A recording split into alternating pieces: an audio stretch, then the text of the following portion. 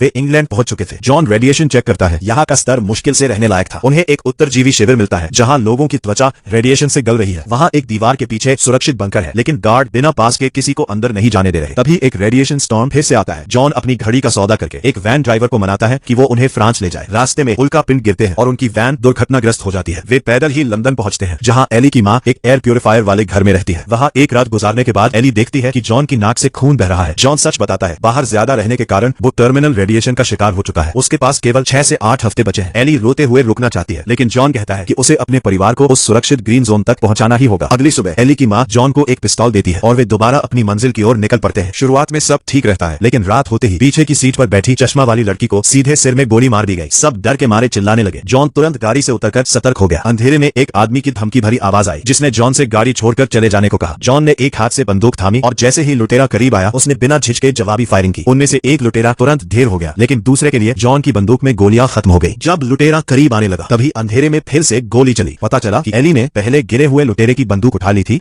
और उसने लुटेरों का काम तमाम कर दिया। जॉन ने पूरी रात मेहनत करके उस लड़की को दफनाया। कार उल्का पिंड के गड्ढे की दिशा में आगे बढ़ती रही। बंजर मैदानों को पार करते हुए वे जल्द ही इंग्लिश चैनल पहुंच गए। 5 साल पहले यहाँ अथाह समुद्र था, जिसे लोग फेरी से पार करते थे, लेकिन अब वहाँ सूखी जमीन थी जिसे कार से पार किया जा सकता था। नेथन को यह बहुत दिलचस्प लगा, लेकिन जल्द ही उसकी हंसी गायब हो गई। सामने एक विशाल दरार ने जमीन को 2 हिस्सों में चीर दिया था। जॉन ने आह भरी। अब उन्हें रस्सियों के सहारे चढ़ाई करनी थी। दरार के ऊपर 2 मोटी रस्सियां बंधी थी। सुरक्षित ग्रीन जोन तक पहुंचने के लिए उन्हें रेंग कर दूसरी तरफ जाना था। तेज हवाओं ने रस्सियों को हिलाकर रख दिया। सबसे आगे चल रहे जॉन का पैर फिसला और वो लगभग गिर ही गया था। पीछे एली ने रस्सियों को मजबूती से पकड़ रखा था और आंखें बंद करके धीरे धीरे आगे बढ़ रही थी। वे बीच के पड़ाव पर पहुंचे, जहां से बस एक सीढ़ी चढ़नी थी। तभी जमीन अचानक हिली और सीढ़ियों में से एक नीचे गिर गई। जॉन का परिवार संघर्ष करता रहा और आखिरकार सुरक्षित दूसरी तरफ पहुंच गया। वे शायद उस दरार को पार करने वाले आखिरी लोग थे, क्योंकि पीछे का रास्ता पूरी तरह नष्ट हो चुका था। तीनों बंजर और झुलसी हुई धरती पर आगे बढ़ते रहे, जहां जीवन का कोई नामो निशान नहीं था। वीडियो अच्छी लगी हो तो चैनल को सब्सक्राइब करो।